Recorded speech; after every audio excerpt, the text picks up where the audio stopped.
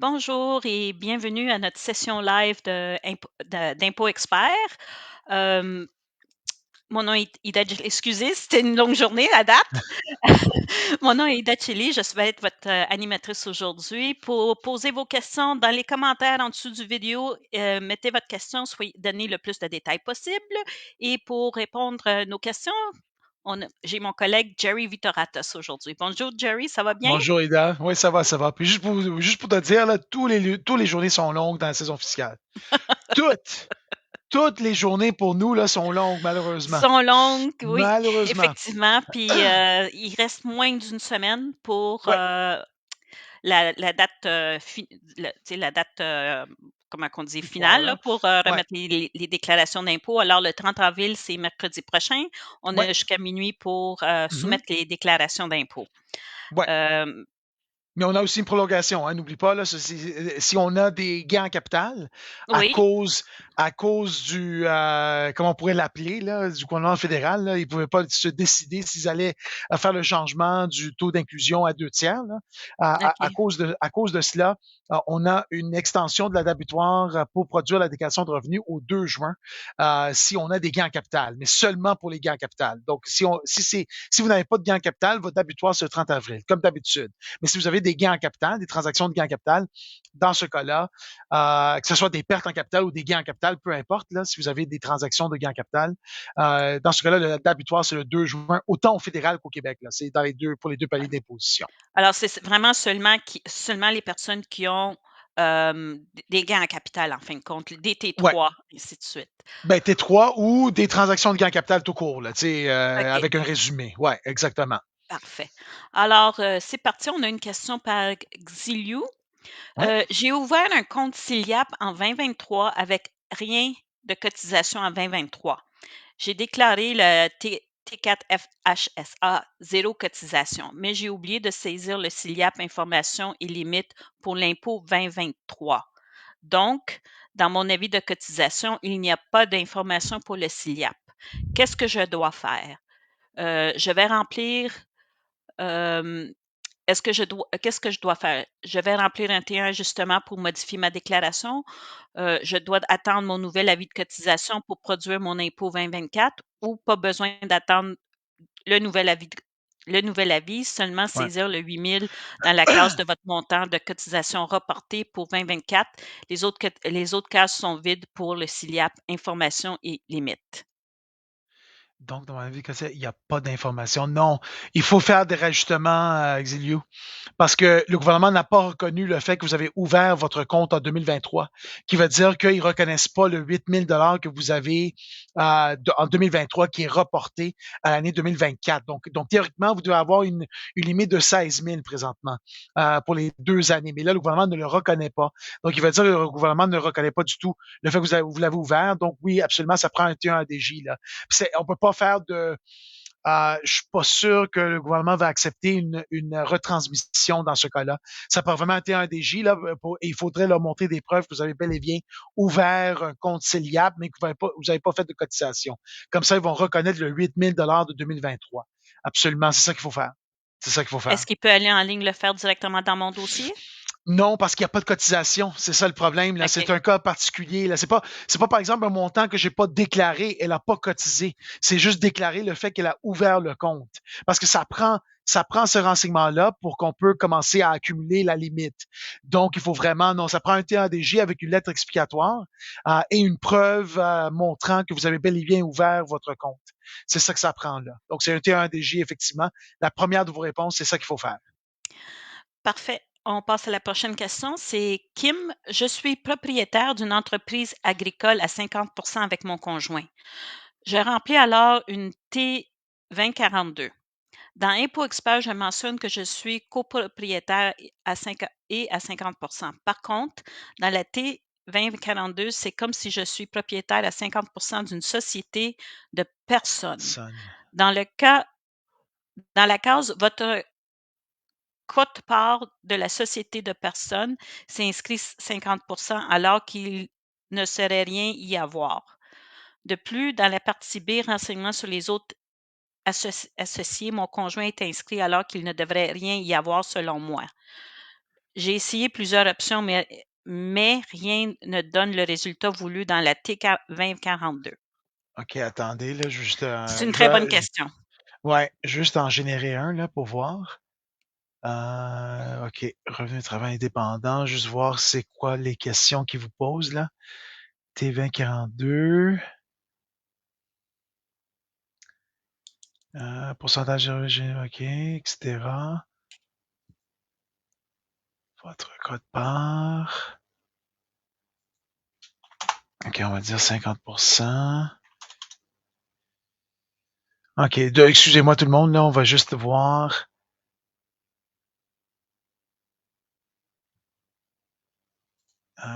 Là, c'est flanché, OK. Conjoint copropriétaire de OK, je me demande si vous avez fait conjoint copropriétaire de l'entreprise ou un autre associé ou copropriétaire.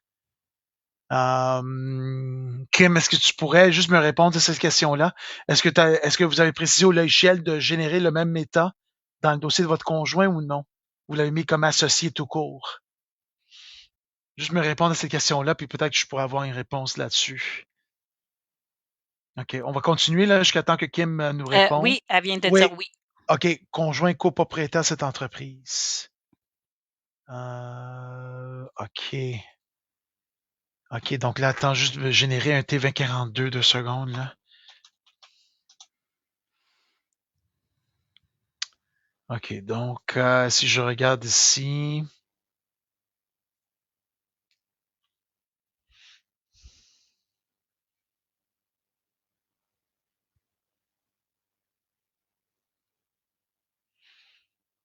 Ouais, société de personnes, ouais, attends. Juste voir en anglais comment c'est écrit, là, parce que ouais, effectivement, le terme n'est pas juste, c'est pas une société de personnes.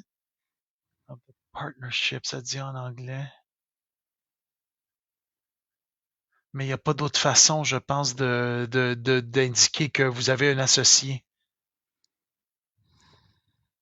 Ouais, je vous comprends, Kim, dans votre question, parce que c'est pas nécessairement une société de personnes, mais il n'y a pas d'autre place pour indiquer sur le formulaire comme tel que vous avez un associé, qui est votre conjoint dans votre cas.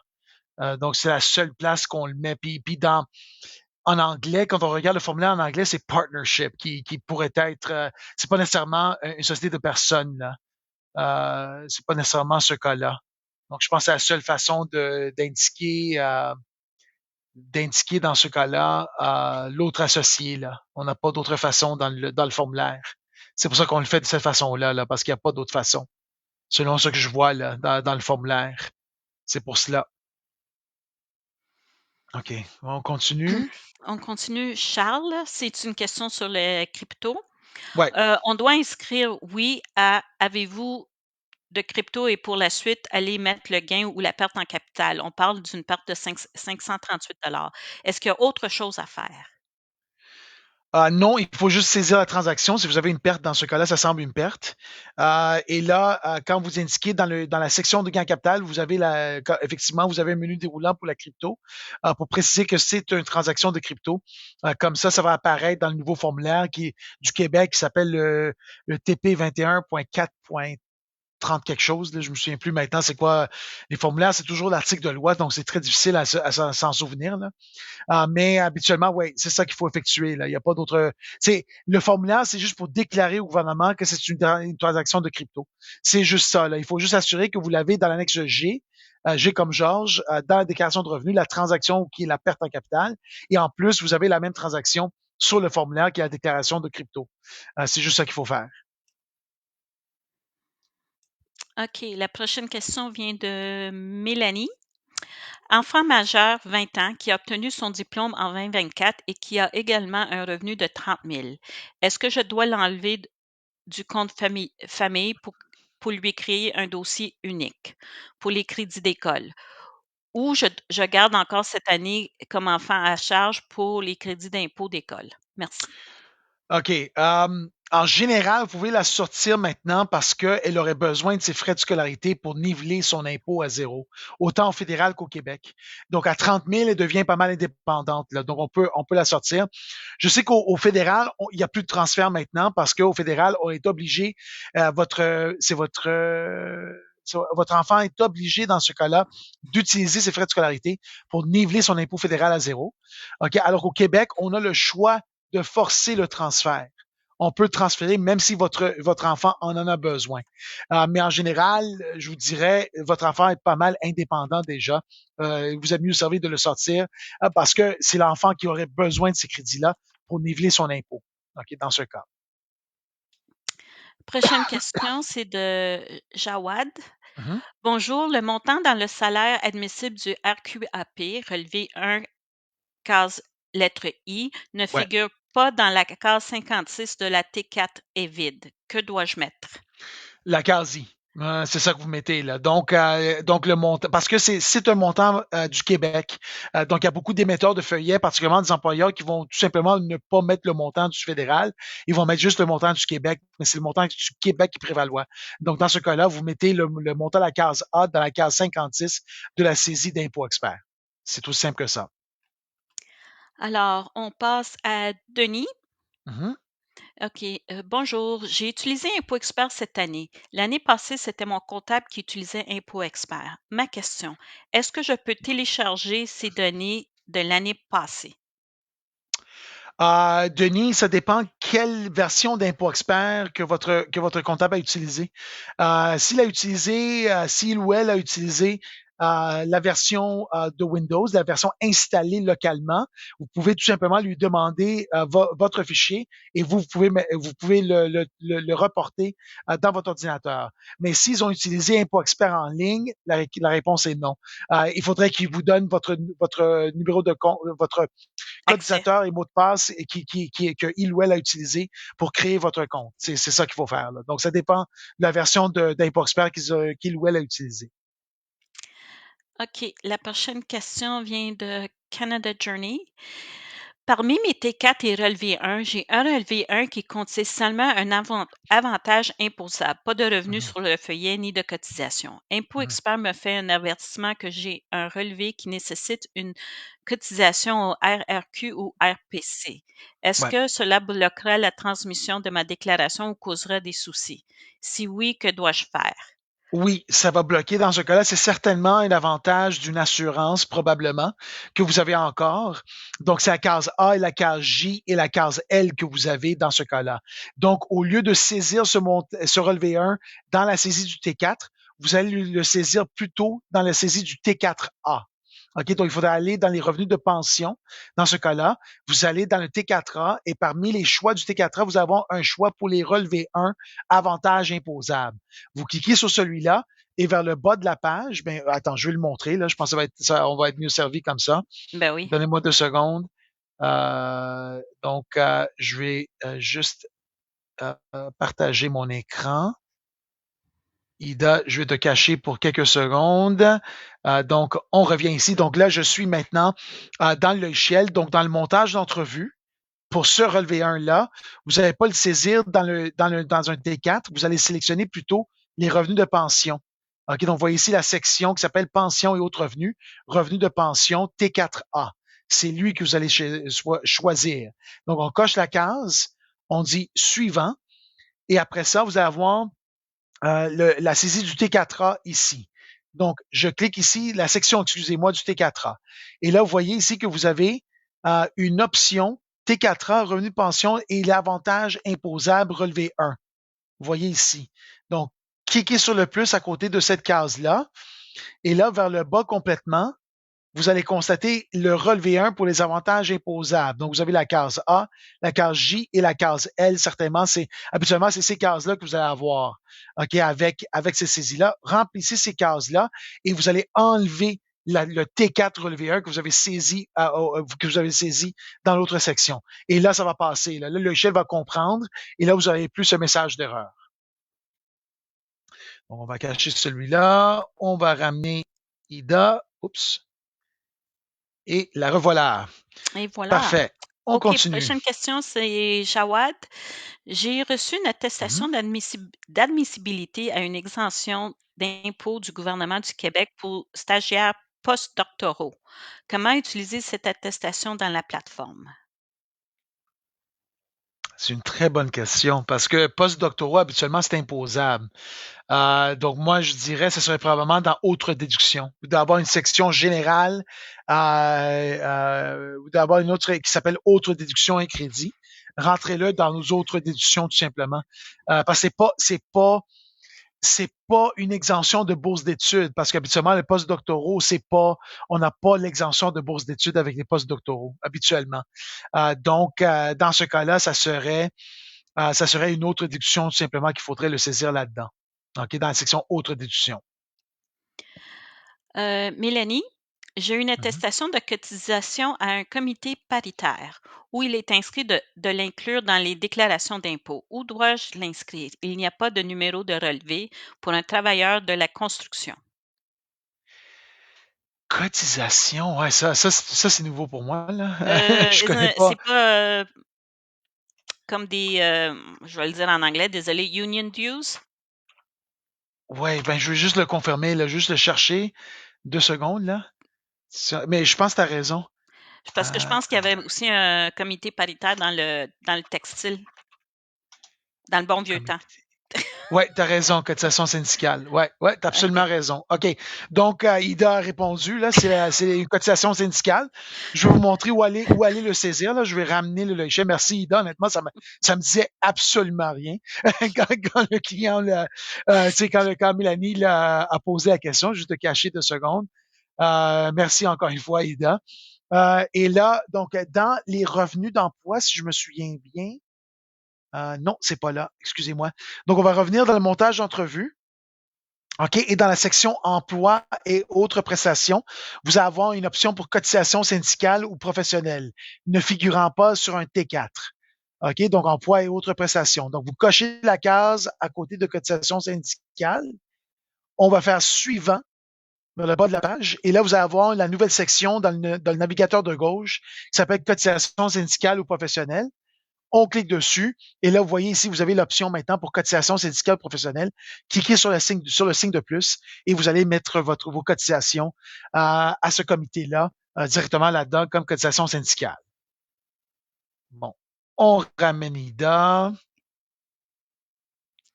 et la revoilà. Puis merci encore une fois parce que honnêtement, ça me disait absolument rien. Bon, c'est bien. OK. On continue. OK. Exiliu demande, donc, je dois attendre mon nouvel avis de cotisation pour produire mon impôt cette année, vu que la date limite est le 30 avril. C'est sûr, avant cette date, je ne peux pas recevoir le nouvel avis. Donc, pour la partie Ouais. SILIAP, info et limite, cette année, je laisse toutes les cases vides. Ouais. Exilio, ça dépend si vous Mhm. avez cotisé en 2024. Là. C'est si vous avez cotisé ou non. Si vous n'avez pas cotisé en 2024, il n'y a rien de dramatique d'envoyer votre 2024 entre-temps, c'est, particulièrement si vous devez de l'argent au gouvernement. OK? Et dans ce cas-là, de faire le rajustement entre-temps. OK, mais si vous avez cotisé, là, oui, effectivement, il faut attendre l'avis de cotisation 2023 pour que vous ayez, dans ce cas-là, le bon plafond de CELIAP qui va être comptabilisé par le gouvernement fédéral. Si un montant dû, par contre, il va être pénalisé. Oui, c'est ça, oui. Donc, moi, garde, entre-temps, le problème, c'est que elle aurait seulement 8 000 comme plafond, là, parce que là, le gouvernement ne reconnaît pas Ouais. 2023. Puis si elle essaye de transmettre en indiquant qu'elle avait commencé en 2023, le gouvernement va bloquer. Parce que eux, ils vont dire, ben moi, j'ai pas vos renseignements. Au pire, il faudrait produire papier là, dans ce cas-là. Avec le rajustement, vous faites le rajustement 2023, vous produisez votre 2024 papier, vous l'envoyez par la poste. Comme ça, le gouvernement va avoir les deux documents en même temps et ils peuvent, dans ce cas-là, cotiser les deux en même temps, dans ce cas. OK, on passe à Belka. Mhm. Quand est-ce qu'il faut déclarer ses gains comme travailleur indépendant et gains en capital? C'est ambigu pour moi. OK, j'assume, vous voulez dire la date butoir de la déclaration de revenus, là. Donc, la date butoir pour travailleurs indépendants, c'est le 15 juin. Et ça inclut aussi le conjoint qui n'est pas un travailleur indépendant. OK, mais qui est marié ou conjoint de fait avec un travailleur dépendant. Donc, c'est le 15 juin, la date butoir pour la production et la déclaration de revenus.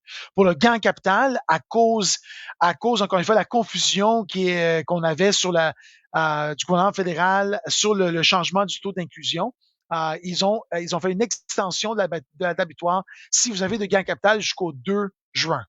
OK? Donc, si vous avez des transactions de gains de capital, vous avez jusqu'au 2 juin. Si vous êtes un travailleur ou travailleuse autonome, c'est le 15 juin qui va prendre préséance. OK? Dans ce cas-là.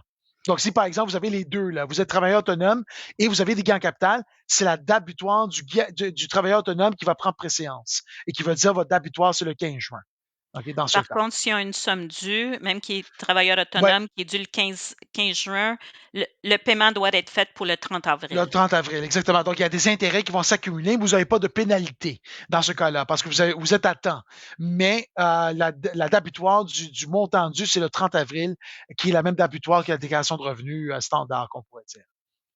Maintenant, on passe à Ginette. Mhm. Où puis-je voir les détails des mises à jour, c'est-à-dire savoir ce qui a changé, car j'ai déjà eu des problèmes à ce niveau. Quand tu veux dire mise à jour, je ne comprends pas, là. Je me demande, Euh, elle parle de la mise à jour du logiciel? Probablement. Ben, je ne sais pas si on met des notes sur les changements, mais sachez que c'est la dernière version présentement qu'on a là. On va pas sortir une autre version du produit. OK, donc, donc il y a plus, donc la version qu'on a présentement, c'est vraiment la dernière version qui est aussi certifiée pour les gains en capital, là. Donc, vous n'aurez pas de problème à produire présentement avec la version que vous avez. N'attendez pas une autre version. On va pas sortir une. Là, c'est le produit est complet maintenant. Vous pouvez envoyer présentement au gouvernement. OK, la prochaine déclaration, excuse, la prochaine question de celle. J'ai acheté une licence pour mon père et moi-même. J'ai Ouais. produit mes impôts avec ma licence et celle de mon père avec la sienne. Hmm. Il est reconnu au niveau provincial et fédéral comme handicapé. Je suis également son aidant naturel, donc dans mon dossier, j'ai ajouté un onglet pour personne à charge Ouais. à son nom et refait mon impôt afin de bénéficier du crédit pour aidant naturel. Ma Ouais. question, est-ce que je dois envoyer son impôt à partir de son dossier ou à partir du mien? Personnellement, vous êtes mieux servi de l'envoyer avec vous. OK? Parce que le transfert va être comptabilisé par le logiciel parce qu'il va voir ton dossier et et le logiciel va voir immédiatement qu'il y a eu des transferts entre vous deux. Théoriquement, vous pouvez l'envoyer séparément. OK, vous pouvez le faire parce que habituellement, sur sa déclaration de revenus, il n'y a pas de renseignement qui va être en conflit sur le fait que vous avez pris des montants de sa part. Le seul hic que vous allez avoir, que je peux y penser, c'est les frais médicaux. C'est le seul hic. Ça se peut que vous avez pris des frais médicaux de sa part, alors que sur sa propre déclaration de revenus, ça va être déclaré, ça va être déclaré que c'est lui qui les a pris, alors que ça serait vous que vous avez pris ces frais médicaux. Moi, personnellement, vous est mieux servi d'avoir les deux dossiers ensemble. Vous est mieux servi de les avoir ensemble.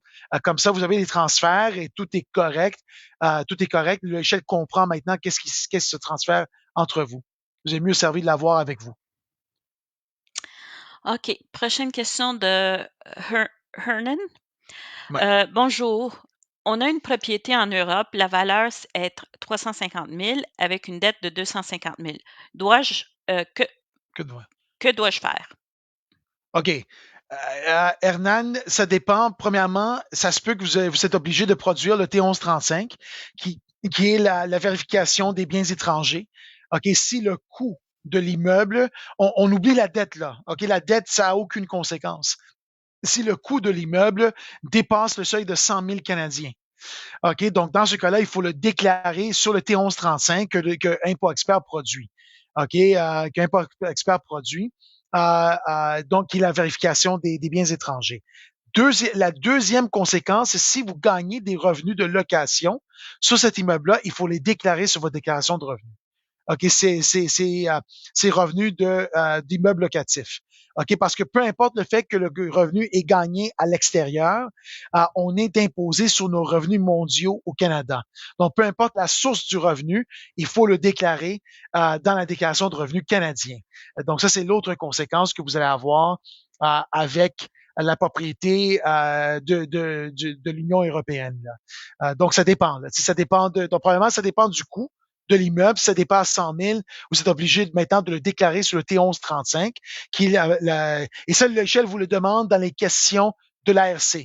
Donc, quand vous êtes dans la section de questions de l'ARC, il vous demande si vous avez des propriétés qui dépassent le seuil du coût de 100 000. Vous dites oui à cette question-là, et là, le logiciel va générer la section pour le T1135 qu'il faut produire avec votre déclaration de revenus. Et si vous gagnez des revenus locatifs, il faut rajouter les revenus locatifs parmi vos revenus dans votre déclaration de revenus. C'est ça les conséquences. OK. Xiliu, je pense qu'il nous donne des informations supplémentaires. En 2024, il avait cotisé 16 000 dans son compte SILIAP. J'ai le fichier. Oh boy, Ouais, ouais, c'est ça. là, Xiliu, c'est papier, là. Là, ça prend papier carrément. Donc, regarde, premièrement, T1ADJ, vous déclarez au gouvernement que vous avez créé le compte en 2023. OK, vous leur montrez leur preuve. Vous devez avoir un contrat là, de votre institution financière. OK, vous leur montrez la preuve. Deuxièmement, dans le logiciel, vous allez assumer 2023, OK, comme si ça a été déjà déclaré en 2023. Et là, le logiciel va vous donner le plafond de 16 000 et vous allez déduire le 16 000. Mais ça va être papier. Votre déclaration va être papier. Là. Il faut l'imprimer et le poster avec votre T1DJ ensemble. Comme ça, le gouvernement va voir que, OK, vous avez bel et bien un compte en 2023 que vous avez créé et deuxièmement, vous avez le droit aux 16 000. Parce que si vous essayez maintenant de produire avec le 16 000 présentement, le gouvernement va le rejeter automatiquement. OK, quand vous allez transmettre par ImpoNet, là, vous allez avoir un code d'erreur du gouvernement qui va vous dire vous n'avez pas le plafond pour le faire. OK, donc c'est papier, là, dans votre cas. OK, on passe à Jérôme. Ouais. Une personne avec un certificat de personne handicapée valide et avec des frais d'hébergement en CHSLD doit Ouais. faire un choix entre le crédit pour personnes handicapées ou les frais d'hébergement, comme frais Mm. médicaux, mais pas Mm-hmm. les deux. Le même principe est au fédéral et au provincial aussi, si je comprends bien. Oui, absolument. Jérôme, vous avez tout compris, là. C'est vraiment le principe, c'est le fait qu'on a le choix entre les deux. Puis c'est pas vraiment un choix, honnêtement, là, en termes d'optimisation. Vous prenez les frais de CHSLD à chaque fois quasiment. Là. Ce sont des frais exorbitants, là, on s'entend. Habituellement, c'est dans les dizaines de mille, là, habituellement, que vous allez payer pour le CHSLD, là. Donc, habituellement, qu'est-ce qui est plus payant, qui est plus rentable pour le contribuable, c'est de prendre le frais médical au lieu de prendre le crédit pour handicapés. OK, mais vous avez effectivement raison, là. Il faut prendre le choix entre un ou l'autre et pas les deux. OK, dans ce cas. OK. Kim, elle revient à sa question concernant Ouais, le ouais. T2042 de tantôt. Si je mets 50 dans la case quote-part de la société de personnes, est-ce que cela peut entraîner des conséquences fiscales et mettre un pourcentage là, tandis que ce n'est pas une société de personnes? Il n'y aurait pas de conséquences en termes du calcul, mais sachez que le gouvernement n'a pas d'autre place pour préciser que vous avez un associé. Malheureusement, c'est juste la façon que le formulaire est conçu. Parce qu'il faut nommer vos associés habituellement, puis pour eux, et pour le gouvernement, il appelle société de personnes. Malheureusement, vous avez entièrement raison. Le terme n'est pas correct. OK, c'est pas une société de personnes réellement, c'est un copropriétaire dans votre cas. OK, mais malheureusement, le gouvernement ne comporte pas d'autres places ou d'autres renseignements pour le préciser. Puis au Québec, c'est le même formulaire. Parce que Québec, ils vont tout simplement prendre le formulaire du fédéral, ils vont le reproduire pour le Québec. Il n'y a pas de différence entre les deux paliers d'imposition. Donc, malheureusement, il n'y a pas d'autre façon d'indiquer que votre conjoint est vraiment votre associé dans ce cas-là. Il n'y a pas d'autre façon. OK, on passe à Sylvie Goudreau. Mhm, Comment doit-on déclarer le crypto si je possède depuis 2021, mais que je n'ai fait aucune transaction de vente ou de mhm, revenu depuis ce temps? mhm. Et doit-on dire oui à le crypto dans une année donnée si je fais juste des achats au cours d'une année? Ouais. Ouais. Donc, c'est dans les questions. Donc, Sylvie, c'est dans les questions du Québec, de Revenu Québec. Donc, là-dedans, on vous pose si vous avez reçu, détenu. Attends, je vais le montrer dans l'écran, là. Donnez-moi 2 secondes, Ida. Je vais vous le cacher pour 2 secondes. On va ramener ici Impôt Expert. Et là, vous voyez ici, dans les questions de Revenu Québec, vous avez cryptoactif. Vous allez dire oui à cette question. Donc, avez-vous reçu, détenu ou aligné? Vous allez dire oui. Et là, dans l'autre question, vous allez préciser, vous allez confirmer que vous détenez encore le crypto à la fin de l'année. OK? Et c'est tout, là. Vous n'avez pas besoin d'indiquer rien d'autre parce que vous n'avez pas gagné de revenus avec ce crypto-là présentement. Vous n'avez pas vendu, vous n'avez pas gagné des intérêts ou vous avez pas fait un revenu d'entreprise avec ce revenu-là. Donc, c'est seulement oui et oui dans ces deux questions-là et c'est tout en termes de vos obligations de déclaration de crypto avec Revenu Québec. OK, je cache celui-là. On ramène Ida. Et la revoilà. OK, Parfait. alors on passe à Nestor. Bonjour, j'ai fait la déclaration de Mhm. ma famille, ma femme et mes 2 filles, par Impôt Expert en ligne. Ouais. Le plus jeune a 17 ans et elle a reçu une invitation pour déclarer par téléphone. Comment c'est mieux de déclarer même si elle travaille? Ça fait 3 ans et j'ai déjà fait la déclaration les années antérieures. Alors, moi, à l'instant, personnellement, je ne ferai pas la déclaration par téléphone. Je comprends l'invitation du gouvernement, mais malheureusement, le gouvernement, qu'est-ce qu'ils vont faire? C'est qu'ils vont, du moment que vous le faites par téléphone, ils vont seulement le faire avec les renseignements que eux, ils ont présentement dans leur banque de données. Mais ça se peut que vous avez d'autres renseignements sur, avec votre enfant, là. Donc, par exemple, avec votre fille dans ce cas-là. Par exemple, elle a des frais de scolarité. Par exemple, elle a des frais médicaux. Par exemple, elle a fait des dons durant l'année. Puis ça, le gouvernement ne va pas le prendre en compte avec la déclaration par téléphone. C'est vraiment une déclaration automatisée du gouvernement. Et ces reçus-là, bon, habituellement, les études, ils devraient avoir ce feuillet-là, mais c'est pas nécessairement le cas. Donc, je continuerai à faire la déclaration de revenus avec la vôtre parce que vous avez aussi le transfert de frais de scolarité entre vous, certainement. OK, par exemple, parce qu'à 17 ans, il y a des fortes chances qu'il est au cégep déjà. Donc, ça se peut que vous avez des frais de scolarité que vous pouvez prendre de sa part. Donc, on peut optimiser mieux en le faisant ensemble au lieu de le faire par téléphone de façon automatisée avec des renseignements manquants du gouvernement. OK, donc moi, je n'irai pas de cette façon-là. Faites-le avec Impôt Expert et Impôt Expert va optimiser tous les dossiers ensemble, tous les dossiers familiaux ensemble. Merci. On passe à la prochaine, c'est Marie-Claire. Mhm. Bonjour, j'ai reçu un 2500 du gouvernement pour couvrir les frais funéraires. Est-ce que je déclarerai ce montant dans ma déclaration 2025 ou bien la somme se déclare dans la déclaration de la personne décédée? OK, Marie-Claire, c'est soit votre déclaration, soit dans la déclaration de fiducie. Donc, si par exemple, pour la personne, le défunt, là, dans ce cas-là, c'est créer une fiducie pour continuer à répartir les revenus à ses bénéficiaires, on a le choix de l'imposer dans la fiducie. Sinon, c'est vous. OK, mais c'est pas le décédé. Qu'est-ce qui est certain, c'est que c'est pas le décédé qui va déclarer le revenu dans sa déclaration finale. Vous, c'est soit vous l'héritier ou l'héritière dans ce cas-là, ou soit la fiducie qui devient héritière aussi des actifs du défunt. OK, dans ce cas. OK, on passe à Frank Jonas. Mhm. Bonjour, j'ai acheté une auto en 2024 avec lequel je fais Uber à temps partiel.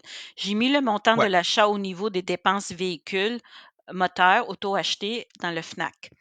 Toutefois, au niveau du recap TIL 21-25, page 5, le FNAC final semble ne pas considérer le demi-taux de la première Ouais. année, uniquement à le 30 et pris en Prise en compte compte. comment procéder. OK, Frank, c'est le fait Mhm. que pour cette année, vous avez encore le droit à l'incitatif à l'investissement accéléré, qui était une mesure qui a été annoncée par le gouvernement en 2018, qui faisait un triple taux, qui prenait le triple du taux de la première année quand le bien est mis en service depuis 2018. À partir de 2024, le gouvernement réduisait cet incitatif accéléré au double du taux, qui veut dire que pour l'année de mise en service de votre auto, vous avez raison, théoriquement, c'est 15 qu'on peut prendre seulement de la première année. Mais à cause de l'incitatif à l'investissement accéléré, vous avez le droit de doubler ce taux-là à 30 Donc, et c'est ça que le Shell fait. OK? Parce que la mesure est encore en vigueur. Originalement, entre 2018 et 2023, c'était le triple du taux. Et en 2024, le gouvernement avait réduit progressivement cette accélération-là au double du taux. Donc, vous avez le droit. Le logiciel le fait correctement parce que vous avez encore l'incitatif à l'investissement accéléré qui va doubler le taux effectif de la première année. Donc, c'est correct. OK. On va passer à Denis. Mhm. Advenant que l'année prochaine, j'achèterai le programme Impôt Expert qui ne sera pas en ligne, contrairement à cette année qui était en ligne, est-ce que mes données 2024 de mon épouse et moi suivront sur votre logiciel? OK, ça, je pense, Denis, c'était la personne qui avait fait avec le comptable qui utilisait Impôt Expert. Si je me souviens bien, là. Je pense que c'est lui, le client. Bon, il n'y a pas de lien entre Impôt Expert en ligne et Impôt Expert pour Windows, malheureusement. Ou Impôt Expert qui est installé localement. OK, donc, du moment que si vous changez dans ce cas-là, ben, dans ce cas-là, là, vous recommencez à neuf. OK? Parce qu'il n'y a pas de lien entre les deux produits. Moi, ce que je vous dirais, là, c'est que votre comptable devrait vous donner votre code utilisateur et mot de passe. C'est votre déclaration de revenus. Puis théoriquement, ils n'auraient pas dû utiliser Impôt Expert pour produire votre déclaration de revenus avec l'en ligne. On a une version professionnelle qui est installée localement qui aurait pu utiliser pour le faire. OK, ils n'auraient pas dû le faire en ligne. OK, donc moi je vous dirais demandez à votre comptable de vous donner le code utilisateur et mot de passe que eux ils ont utilisé pour créer votre compte. C'est votre déclaration de revenus, vous avez le droit.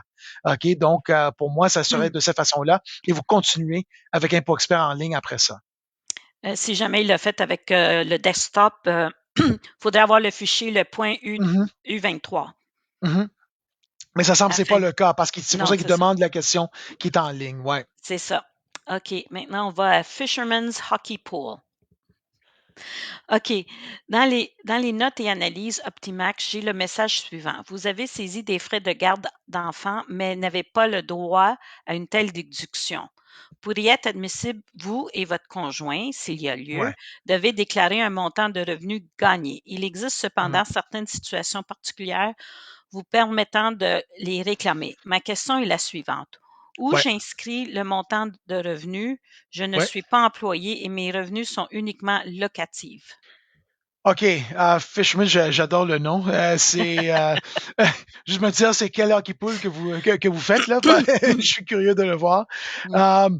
Euh, Malheureusement, le revenu locatif n'est pas considéré comme un revenu gagné pour les fins de. Oh, j'ai perdu Ida. Donc pour les fins pour les fins de du revenu gagné pour les frais de garde, malheureusement, les revenus locatifs ne sont pas considérés comme des revenus gagnés. Donc, à cause de cela, malheureusement, on peut pas, du côté, ouais, des deux côtés, même fédéral et Québec, vous ne pouvez pas réclamer les frais de garde. Parce que pour les deux paliers du gouvernement, le revenu locatif n'est pas considéré comme un revenu gagné. Malheureusement, on peut rien y faire là-dessus. OK?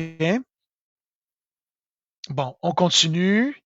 Et là, bon, Denis des hôtels qui revient. Quelle est la différence entre Impôt Expert en ligne et celui acheté dans le magasin?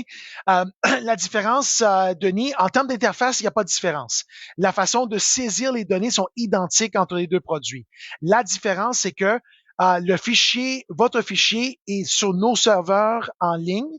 Donc, on va ramener Ida, mais Ida, tu n'as pas ta caméra, malheureusement. OK, te revoilà.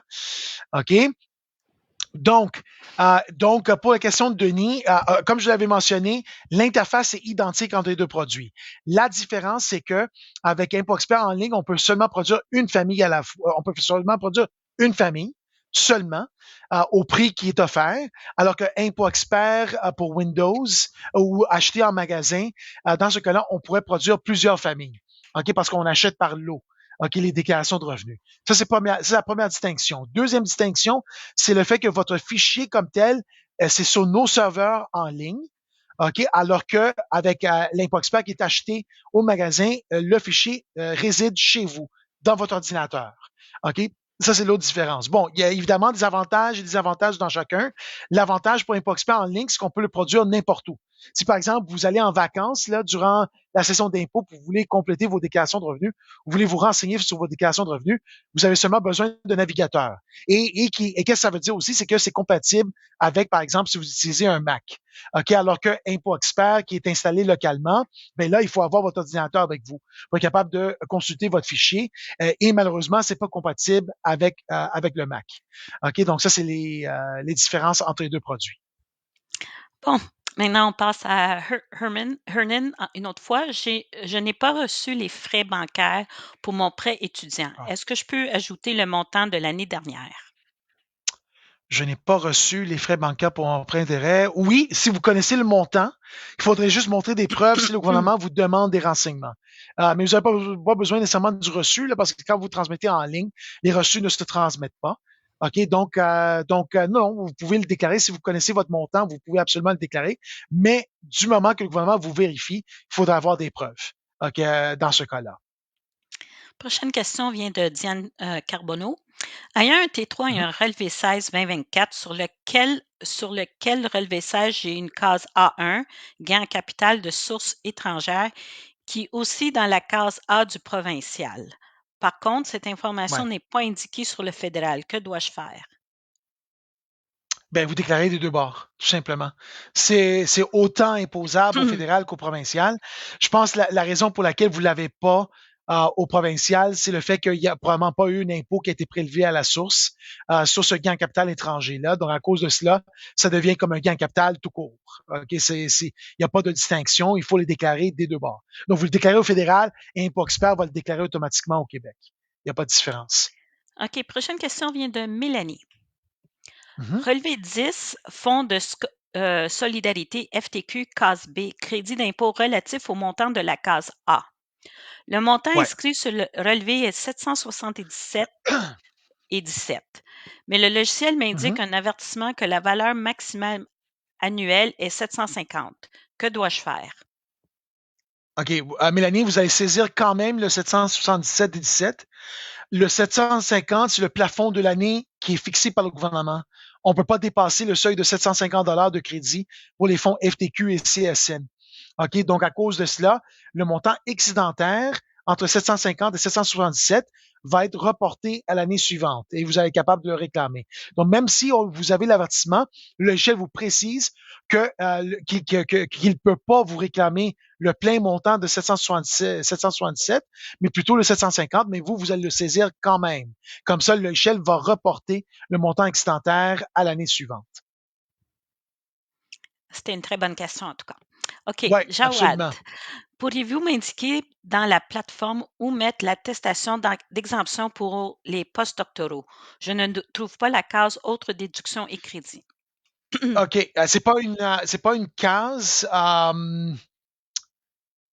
Jawad, est-ce que vous avez reçu un T4A case 105 pour ces revenus-là? Juste me le préciser. Il me semble que c'est le cas, là, mais juste me le préciser, là, je me réponds à cette question-là. Bon, on va continuer, On va mais continuer, entre-temps, puis on... juste montrer un peu qu'est-ce que je mentionnais auparavant, là. Si on y va ici, là, vous avez une section vers le bas ici, ça s'appelle Autres déductions et crédits. On clique dessus là-dessus, là, puis vous pouvez le mettre dans Autres déductions, la première ligne. OK, moi, je le mettrais là-dedans, là, à moins que c'est. Mais je pense pas qu'on peut avoir la déduction pour les bourses d'études, là, pour les postdoctoraux. À mes connaissances, on peut pas l'avoir habituellement. Donc, il faudrait le mettre là-dedans. OK, je ramène Ida. OK, la revoilà. Bon, OK, on continue. Carole. Le Oh, T936, mais le je pense qu'on a Charles. PNCP, Nous, on a Charles juste après avant, là. Jawad. Non, Carole vient avant. Moi, j'ai Carole avant, après Charles. Ah, OK. OK, après. OK, parfait. OK, Ouais. Carole. Le T936, le PNCP, sert à quoi? Et où Ouais, peut-on l'utiliser? On a eu la même question hier on en a eu la anglais. question hier en anglais, hein. Ouais, on a eu la même question. Donc, le PNCP, c'est perte nette en capital. Ah, attends, c'est quoi encore attendez, là. C'est quoi l'acronyme, là? Je me souviens plus. Perte nette c'est quoi l'affaire? Attends, je vais juste le chercher sur le site du gouvernement. Bon, j'y vais ici. C'est quoi l'acronyme? C'est perte nette cumulative sur les placements. Excusez-moi, ouais. Perte nette cumulative sur les placements. Donc, c'est quoi exactement? C'est des pertes que vous avez encaissées sur des frais financiers habituellement sur des revenus d'investissement. Donc, par exemple, si vous avez des frais financiers qui dépassent vos revenus de placement, OK, la différence devient un PNCP. OK, un autre exemple, c'est si, par exemple, vous avez des frais d'intérêt hypothécaires et ces frais-là vont dépasser le revenu locatif que vous avez eu durant l'année. La différence entre ces deux montants-là, ça devient des pertes, des PNCP. Bon, le seul temps qu'on peut utiliser ces montants-là, c'est à l'encontre de la déduction de gain capital. Donc, si par exemple, vous avez une société privée canadienne ou si vous avez des biens agricoles ou des pêches que vous vendez à profit, habituellement, ces biens-là sont exemptés d'impôts à cause de ce qu'on appelle le plafond à vie que tout le monde a.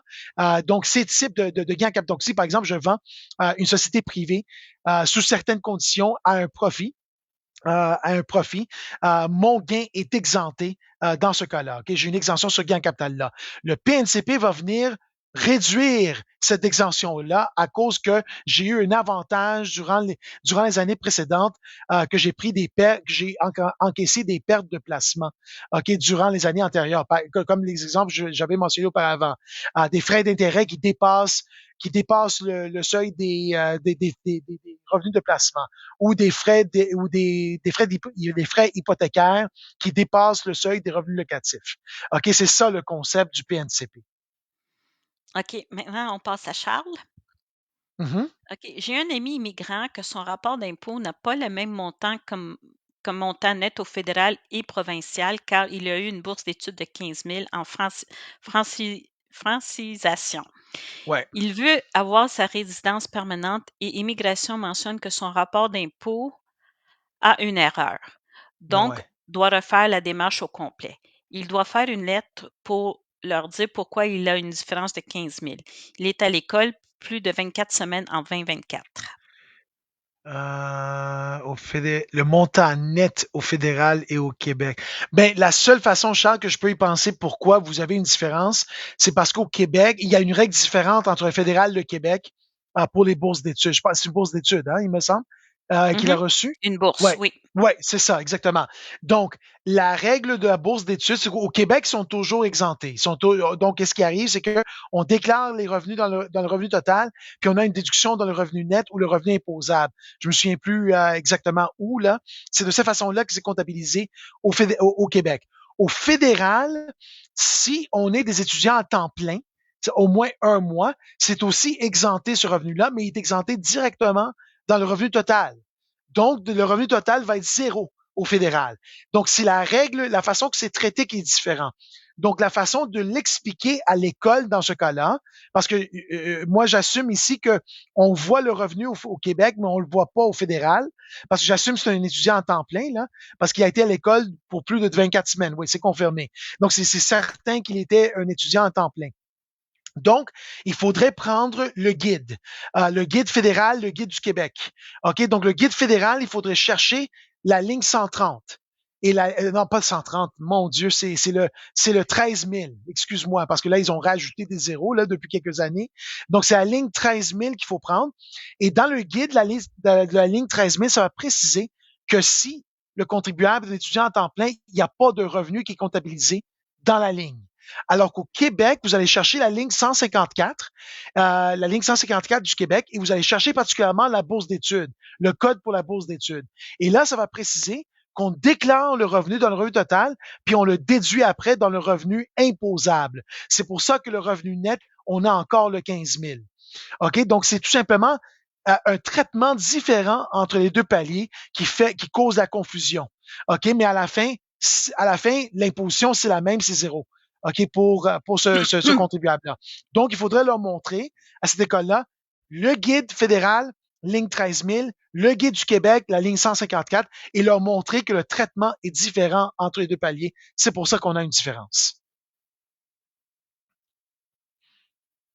Parfait. OK, on passe à Belka. Mm-hmm. Pour les gains qui proviennent du trading en bourse, est-ce un gain en capital ou il faut déclarer en tant qu'entreprise? Ça dépend. Si vous faites ça régulièrement, par exemple, ce qu'on appelle un day trader, là, qui est une personne qui fait que des transactions de gain en capital là, pour gagner son pain, là, pour gagner sa vie, dans ce cas-là, c'est une entreprise. OK, le gouvernement le considère une entreprise. Mais si c'est tout simplement une transaction de gain capital, vous ne faites pas ça nécessairement régulièrement ou à tous les jours avec des milliers de transactions. Dans ce cas-là, c'est un gain capital. OK, donc ça dépend sur le volume de transactions et si c'est seulement si c'est votre seule source de revenus dans ce cas-là pour gagner votre pain là, en d'autres mots. Prochaine question de Edith. Bonjour, j'ai vendu mon condo en 2024. Ma question, est-ce que je peux déclarer les dépenses des travaux d'enveloppe du bâtiment? Travaux d'enveloppe, ça dépend. Est-ce que votre condo est votre résidence personnelle ou est-ce que c'est un immeuble locatif? C'est ça, il faudrait, Edith, juste me répondre à cette question-là et je pourrais vous donner plus de réponses là-dessus. Encore Hernan, la propriété est aux États-Unis et pas en Europe. Ah, OK, excuse-moi, j'ai vu Il avait dit ben, ça fait rien.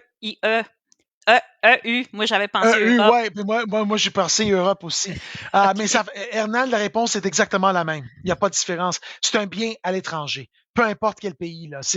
La réponse est exactement la même. OK, désolé. Maintenant, on passe à Annie Gosselin.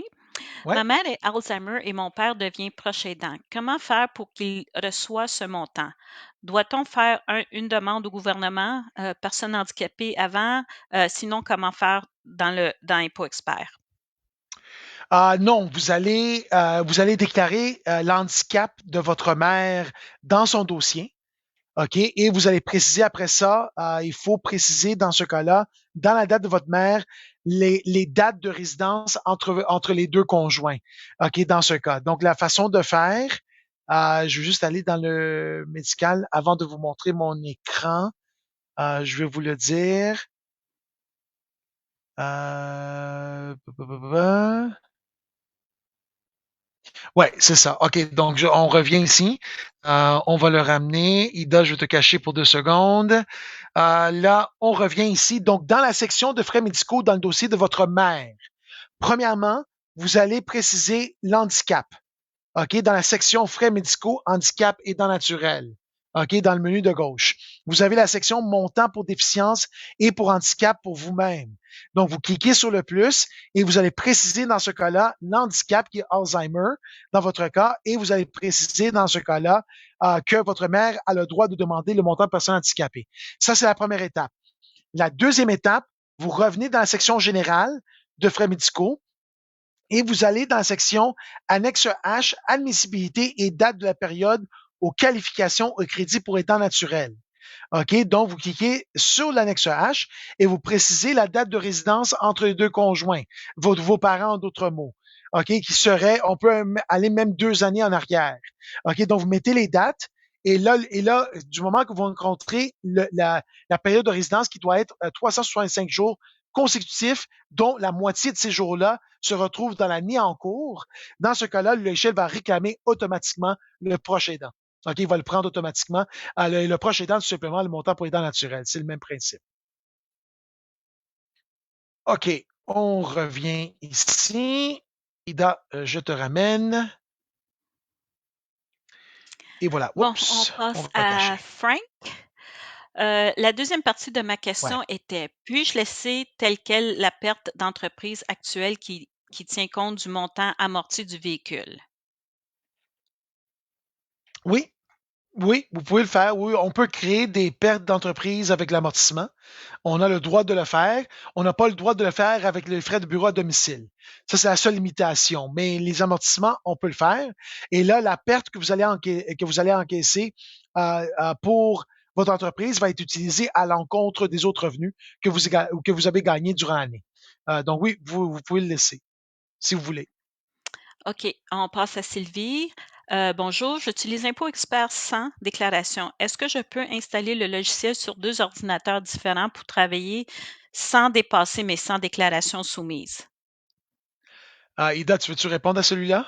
Oui, vous pouvez Vas-y. l'installer sur des ordinateurs. Par contre, vous ne pouvez pas excéder la limite de 100 entre Hmm. les 2 ordinateurs.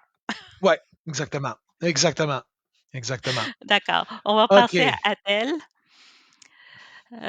Comment je peux utiliser les frais de scolarité pour mon client? Ben, vous les réclamez tout simplement dans la section frais de scolarité, c'est tout. Dans le montage d'entrevue, vous allez cocher la case pour les frais de scolarité, les études. Vous faites suivant au bas de la page et après ça, vous allez avoir la section de frais de scolarité dans votre menu de gauche. Cliquez dessus et là, c'est vos frais de scolarité qui se retrouvent habituellement dans le feuillet officiel T2202 dans ce cas. OK. Si un individu décède en 2024, excuse, c'est Hélène, Ouais. Hélène, si un individu décède en 2025 avant de faire les impôts 2024, doit-on inscrire la date du décès sur le rapport 2024? Il me semble que oui. Oui, il me Je veux juste semble que oui confirmer qu'on. aussi. Ouais, je veux juste confirmer que ImpoExpert permet de faire. Donnez-moi juste 2 secondes. Attendez. Ouais, il le permet. Ouais, effectivement, il faudrait le faire. Donc, dans le montage entrevue, dans la première section, là, à gauche, qu'on appelle situation spécifique, vous allez cocher la case déclaration de particulier décédé. Attends, je vais juste le montrer. Ça va être plus facile. OK, donc, on ramène ici. On peut même faire ça. Attends. Ah, non, non, ça fonctionne pas bien, ça. OK, donc, ici, vous voyez, montage d'entrevue. Vous avez déclaration de particulier décédé. Vous cochez la case ici. Vous faites suivant au bas de la page. Là, la section décédé va apparaître. Vous allez saisir la date du décès de 2025. Et après ça, pour type de déclaration, vous allez dire particulier décédé année suivante. OK, c'est ça que vous allez sélectionner. Et je vous dis ça concrètement, vous ne serez pas capable de transmettre cette déclaration-là par Internet, certain. OK, vous allez imprimer et l'envoyer par papier parce que le gouvernement, habituellement, ça va tomber dans une exclusion d'impôt net dans ce cas. OK, c'est ça qu'il faut faire. OK, on cache l'écran, on ramène IDA. Et voilà. OK. Dieudonné, comment avoir le logiciel pour plus de 12 déclarations que ce qui est vendu à Best Buy?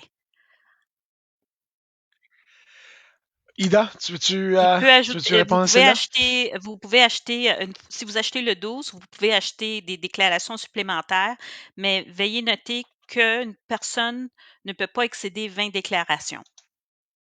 Le gouvernement ne le permet pas. Ouais, Alors, il sera bloqué à 20.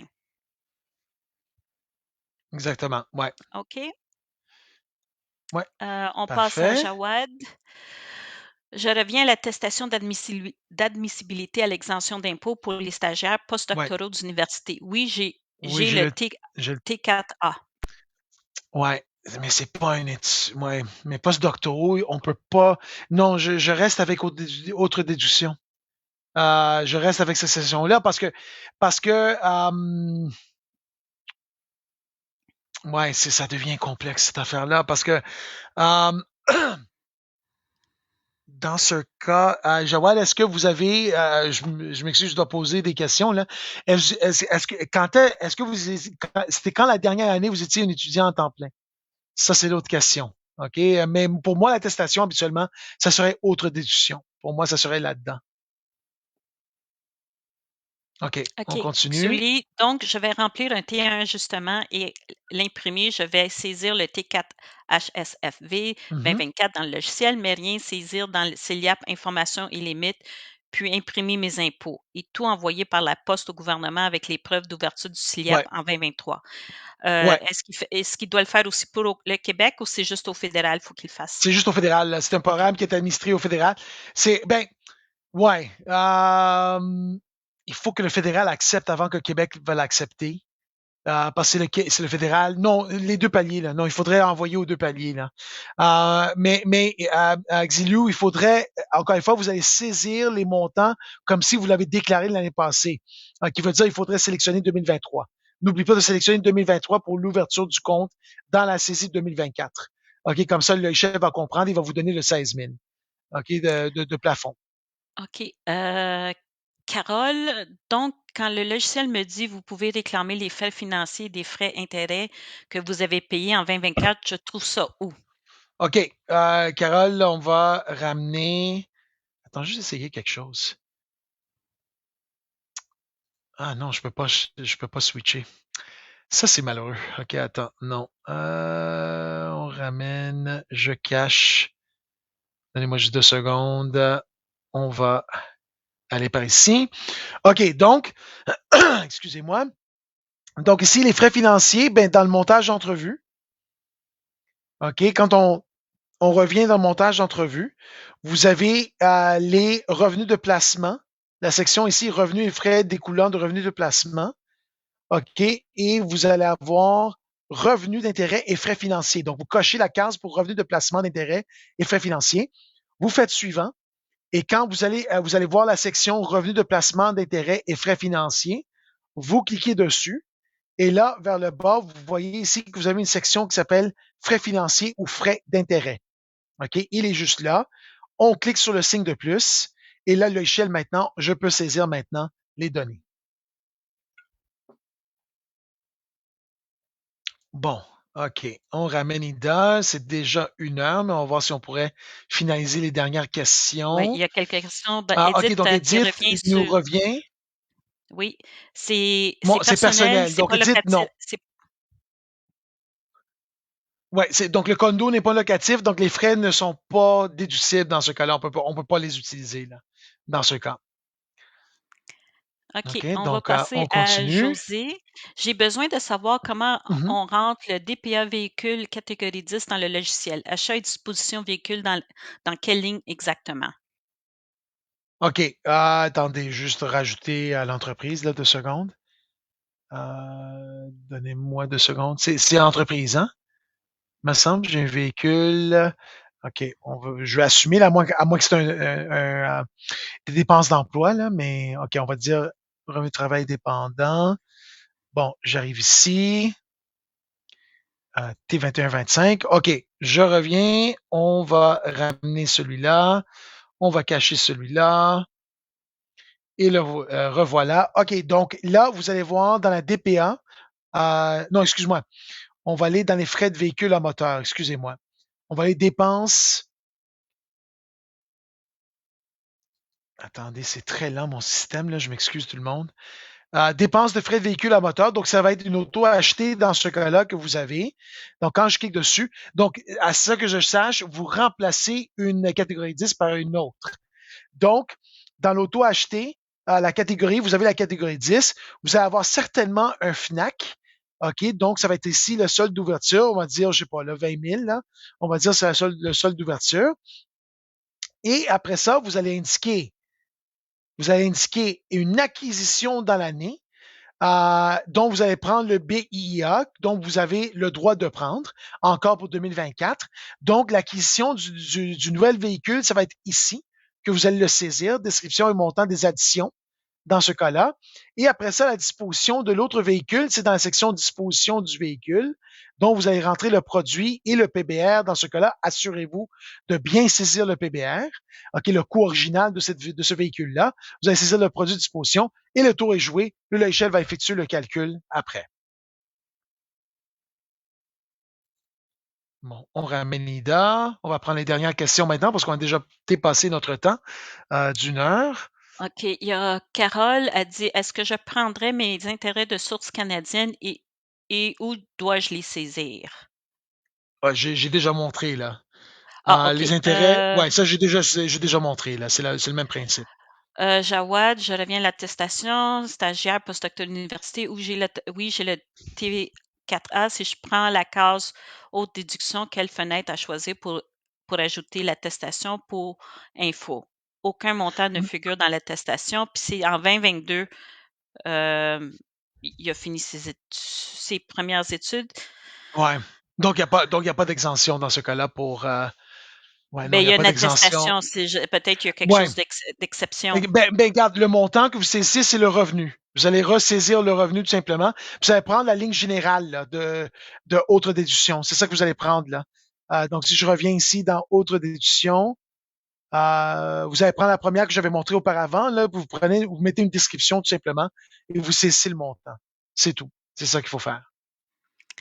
OK. Maintenant, on est rendu à Charles. Bonjour, y a-t-il Impôt Expert 100 en ligne? La réponse est non. Le 100 déclaration, c'est vraiment juste Non. pour la version desktop. Euh, Adèle, Ouais. pour clarifier ma question, comment je peux utiliser les frais de scolarité antécédents pour diminuer l'impôt de cette année? Ah, OK. Donc, si vous avez des reports dans ce cas-là, OK, je ramène le logiciel. OK. Et donc, si vous avez des frais de scolarité, donnez-moi juste, je ne sais pas si je l'ai dans mon dossier ici, cobaye. Donnez-moi 2 secondes. OK. Donc, je prends scolarité et études, OK, dans mon montage d'entrevue. OK. Et là, la section se rajoute maintenant dans mon menu de gauche. Vous voyez ici, scolarité, études, prêts étudiants. Je clique dessus. Et là, vous allez avoir T2202, certificat pour frais de scolarité. OK. Et quand je clique sur cette section-là, vous allez avoir une ligne pour les reports. OK. Et là, si je vais ici, voilà. Frais de scolarité et montant pour études antérieures non utilisés. Et vous saisissez le fédéral et le Québec. OK, dans ce cas. OK. On ramène IDA. Oups, non. Oups, voilà. OK, OK. on a Et là, je pense qu'on Carole. est pas mal C'est complet, hein? Carole, je pense, la dernière. Ouais, OK, moi, j'ai ouais. un impôt expert 4 et un 12 qui fait 16 et on m'a bloqué à 17 déclarations, 16 au revenu et un gratuit, alors que vous dites rapport de 20. Oui, vous avez un total de 16 déclarations régulières. Alors, si la 17e, là, vous dites, vous avez fait une 17e, vous avez, oui, quelqu'un avec le revenu inférieur à 25 000, vous pouvez faire sa déclaration. Par contre, vous avez déjà utilisé toutes les 16 au revenu plus haut que 25 000. Il n'en prendra pas d'autres. Même si vous ajoutez d'autres déclarations, le système va vous bloquer à 20 déclarations régulières ou un Ouais, total de 20 déclarations faites. Si vous en avez plus, si votre 18e personne a un revenu de 25 000 et plus, vous ne pouvez pas la faire. Si elle a de moins, il va passer parce que vous avez encore le montant admissible dans le logiciel. ouais, J'espère que ça exactement. répond à votre question, Carole. OK, Alors, la dernière Charles, question la de dernière, Charles, on va, ouais. allô, je peux décider de ne pas utiliser mes frais de scolarité cette année afin d'utiliser l'an prochain. Au fédéral, non. Au Québec, oui. OK, mais au fédéral, non. Il faut utiliser les frais de scolarité que vous avez besoin pour niveler votre impôt fédéral à zéro. OK, on n'a pas le choix. OK, dans ce cas. Au Québec, on a le choix. OK, dans les frais de scolarité, vous pouvez préciser au logiciel le montant que vous voulez réclamer. OK, vous avez ce choix-là. OK, je pense que c'est pas mal tout. Là, on Oui, a fait c'est tout. On a notre fini heure. très bien. Faut pas oublier, la date limite, c'est le 30 avril pour faire votre déclaration. Ouais. Alors, merci beaucoup pour l'écoute. Merci, Jerry. Et à la prochaine. Oui, juste 2 secondes, vous mentionnez, on a beaucoup de ressources sur notre page Facebook, sur notre site web impoexpert.ca, on a beaucoup de renseignements sur des sujets variés, par exemple un blog d'impôts là, où on parle beaucoup de sujets de nature fiscale. Et en plus, sur notre page YouTube, beaucoup des questions que vous avez posées aujourd'hui, on avait la façon vous auriez pu répondre directement avec nos vidéos d'instruction sur le logiciel. Donc, allez-y sur notre page YouTube et consultez notre page pour tous les renseignements que vous avez besoin sur l'impôt expert et aussi sur des sujets variés de la fiscalité. Donc, merci beaucoup tout le monde. Passez Merci une très beaucoup. belle journée. Merci, Merci. Au bonjour. revoir.